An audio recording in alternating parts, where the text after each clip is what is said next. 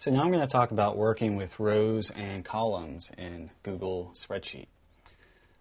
So probably the simplest thing you might want to do is just add a column or a row. And probably the easiest way to do it is find say if I want to put a column in between B and C, I can do one of two things. I can click B and then I right click and I get all these options. And you can see you have this insert one left or right. So I know I want to insert it between B and C, so I would insert it to the right. And then you can see this is the new C, the old C is now column D, and everything got moved over. So on that same, working with these columns, just looking further at this right-click menu, you can also delete a column or clear the contents of the column, hide a column, and then another option is sort. But let me show you what happens when you hide a column. This is kind of a cool feature. You can see it kind of puts up a little tiny tab up here, and it's just missing now.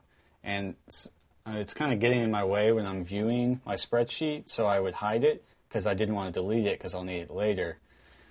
So that's how you hide a column. And to get it back, if I just scroll over and click it, it pops back up.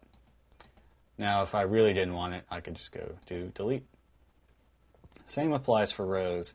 You can see almost all of the same functions, the insert one and above, when I right click, delete and clear. We can't hide a row, or we can right here.